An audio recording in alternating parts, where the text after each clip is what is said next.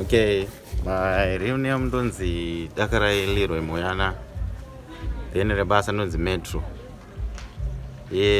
Mkomana Soja Love waigona ngomza chingoti Metro vavengi tinoita sei tinongodira Petro. Aya mkomana takashanda naye. Tine masongs akatowanda takati takaita. And I think I've got 2 songs takasara. Dzimwe dzacho takazoita problem yekuti mushini wakabiwa. But dzimwe dzacho ndinadzo. Imwe yacho inonzi Skippy. Soon vanhu vachaita sei ndichaiburitsa vanhu vachaiona. Ndaishanda nemukomana anonzi Jeezy. Ndiwa takaita naye song inonzi Kana Ndafa. Aminoti pane zvimwe futi. Song inonzi Kana Ndafa yakanetsa and iri kunetsa. Paakauya kwamuri achiti ndoda kuimba ndoda kuti produce song. Magara naye pasi kana kuti manzwa mashoko ari musong uyu. Imi makazvitora sei? Zvakaitika inini musi wakasvika. Musi wakatimba song ini ndainge ichitobva kutobuda mustudio saka akasara chirekodwa nefanha wangu anonzi Jeezy. Saka Jeezy akazondibata ini ndakuomba zvikanzi chi Ndara pane song yasiwa nani naSoja Love kuno. Song iyo Mudhara munofanira kutoti kana muchikwanisa mudzoke muite sei muinzwe.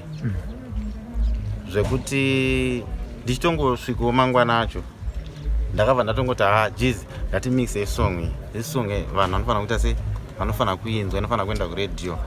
That day akarekodha 2 songs inonzi Kana Ndafa nemwe yacho inonzi Guna Ngwenda. But Kana Ndafa patakaendesa kuredio ndini ndakatoendesa personally kuredio ndabva ndatanga kuipa Merciless. Merciless akandifonera manhero acho achitonditi song yaresponse yawana even kana iye Soja Love akazenga achitofonawo futi netimu rake vachitovhunza zvikanzi ko song ndiani akaendesa song kuredio chiti ndikatomuti ndindakaendesa chi song kuredio because vamwe vaitofunga kuti maybe vamwe ari kutotaura zvokuti asi wada kufere uri kurongei ona because song yange ine deeper meaning isingaiti. Iye Soja Love makambomubvunza here kuti iwewe motivation yesong yabva kupi? Mukomana anga asikazokutaurira but aigona kutoti akauya like that day. I think that song was recorded kuma midnight chaipo maybe pamwe kuma 12 because takanga tatoenda kunorara but akatoti mudzi.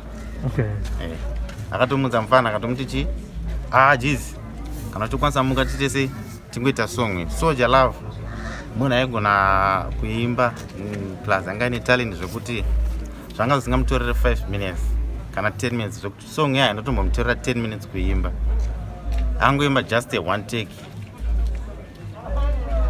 song iyoyo. Semunhu wamaishanda naye tingati last moments ake kwanza makapedzera kumuona Soja Love ngerini? The last day randakapedzera kumuona tanga titori tese. That day aitondu zvakaitika ndezvokuti ini ndaimufonera ndichitomuti chi because ndakanga ndanzwa kuti haasi kunzwa musha saka takatouya kuno kutabva tasikuona mukoma mwangu ari papadheni. Ndatomuti chi ko so wanditi ndiwewo ubva waita sei wabuda zvikanzi sorry chi sorry Metro ndafonerwa nana Punchline ndiri kwanani pana Simplex uya kwanani pana Simplex. Then tabva taenda kwana Simplex kuya kwandina Jeezy nanonzi Baba Kuku. Zvokuti immediately tichingosvika avati Metro uya bomu wangu ndokamota kedera kandikatoti tanza alright ngatiborwechi round angatori nana Just Signal. Zvokuti vakabva vakomana vakatomboitaka kutobhoikana kuti maybe pamwe tabuda nemunhu asati ari kuita sei vatonditaiwo todzoka mai manje toita sei tisikoimba. Then takabva tauya kuno kuti tikaita marounds ataita zvokuti vakomana vakatozopedzera kutofona kuti ko wadi kuita sei madi kuchidzoka kustudio vakatozopedzera kutofona ini vakatombotanga vachifonera iye so vakatozopedzera kufonera ini kuti Metro tikumbira kuti uya nani naSoja Love.